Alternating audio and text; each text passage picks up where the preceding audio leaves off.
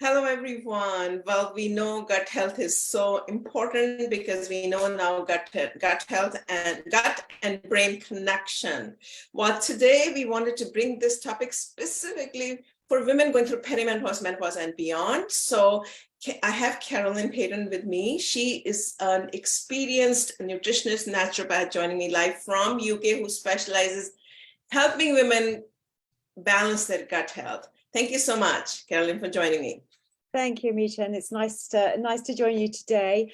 So I specialize in gut health, and I'm very acutely aware of how important it is to take care of our digestion and our gut health when we're going through perimenopause and menopause. One thing we are learning about now, in addition to what we know generally about this microbiome, this community of beneficial and other bacteria, and microbes that live in our gut, is this area that they tend to call the estrogen. And we know that certain microbes are really important for metabolizing estrogen and managing it through the gut. So that alone is really, really important.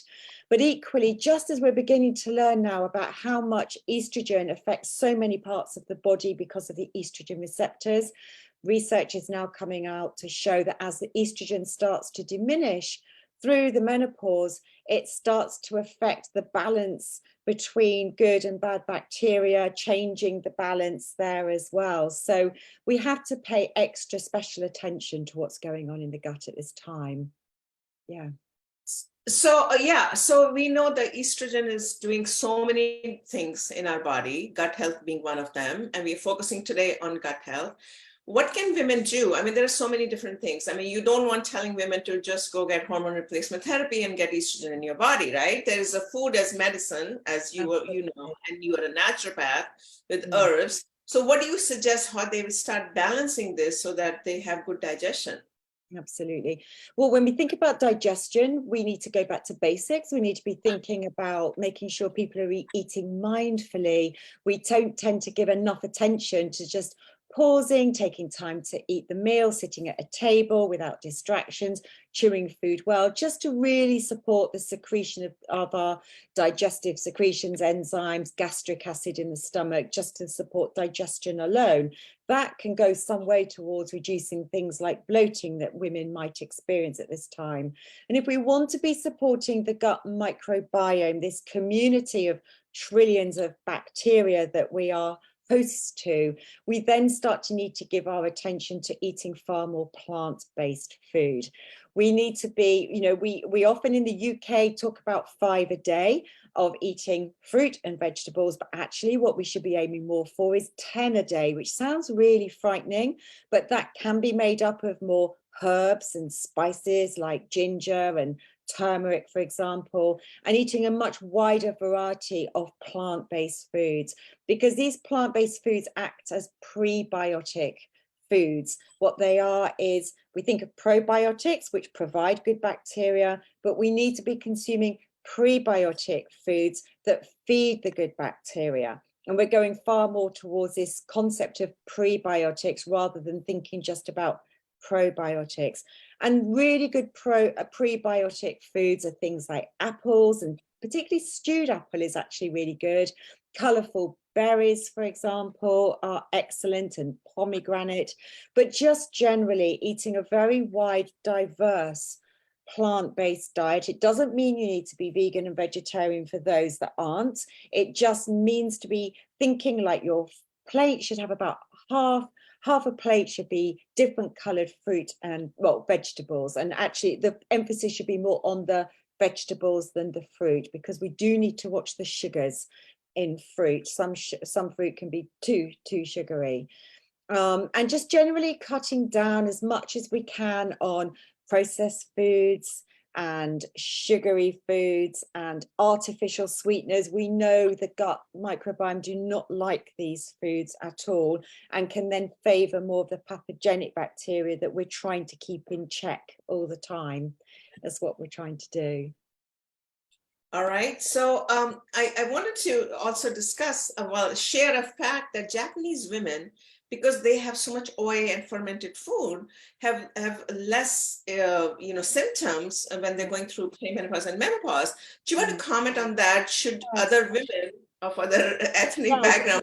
that's another aspect as well that I talked about recently. So we know, sort of from a Japanese culture point of view, we know generally about this term phytoestrogens. So fermented soya is a phytoestrogenic food, so it's got that aspect. But fermented foods come naturally with good bacteria that can really help to maintain a healthy gut microbiome. So yes, so whether it's fermented soya or like kimchi, which is Korean, isn't it? And kombucha, which I think is an Indonesian drink, or sauerkraut. These are all really good when you've got fermented foods, which is what we used to eat in days gone by, because it was the only way we could help to keep our food fresh. We used to eat more fermented foods, which come naturally with good bacteria, which is another way to support the gut as well. Yeah. All right. And then I was also reading research on the perimenopausal women should up their protein intake. Yeah. So do you want to explain how much and why? Yeah, well, it's a very rough guide, and I hate getting people to stop weighing food, but sometimes initially it can be useful. But generally, they say we should have about 1 gram of protein food per kilo of body weight. So if you weighed 60 kilos, you'd need 60 grams of protein. And a typical portion of salmon, for example, would contain about 20 grams of protein. A couple of small eggs would contain 10 grams. Very often, there's not nearly enough protein intake in many people's diet. When we start to up our protein intake, proteins convert to neurotransmitters like serotonin that can help to keep the brain calmer, keep us the mood happier. That can be really useful. Protein helps to build stronger bones when we're going through the menopause. And when we up more protein in our diet, it helps to keep our blood sugar levels more stable. That's also important. And yeah, keeps us fuller for longer, so we're less likely to be reaching for snacks and sugary snacks. So yeah, maintaining our protein is just as important, well, throughout our entire life, and just as important through the menopause as well. And last question now, because this is a quick 10-minute session that we're doing on a daily basis. A lot of women, mid-age women, they complain about bloating, right? That, oh my God, and the weight right here doesn't go away. We are not talking about weight loss here, but from a food point of view, is this something they can do? Well, when you get bloating, I think the first thing is to look at your food diary. Is your diet very, very high in gluten and dairy, because they can be harder to digest. So I don't say necessarily you need to take it completely out of the diet, but think about reducing it. Eating more mindfully so that we're helping the secretion. Our digestive secretions is really, really important. Maybe eating some bitter foods at the start of a meal can be helpful, because bitters help to release digestive secretions as well. So bloating has many aspects to it, but those are the things I think to start with. First of all, if you don't get relief, then you might need to look a bit deeper, but just doing some simple things, supporting digestion, eating mindfully, and cutting out some of those, or reducing some of those foods that can be more difficult to digest, may be just sufficient to help you with the bloating aspect. All right, thank you so much. This is great, quick tips that Caroline has provided everyone. Please share your website or your information if someone wants to contact you, but we will be posting this interview everywhere else so people know who you are. Yeah, thank you.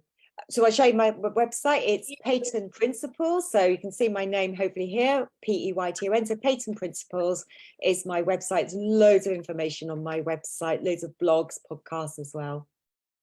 Thank you. Thank you so much. This is a quick way to start our Tuesday morning, Tuesday morning for us and evening for you. And thank you for being with us and supporting us through this journey. My pleasure. Thank you very much. Take care.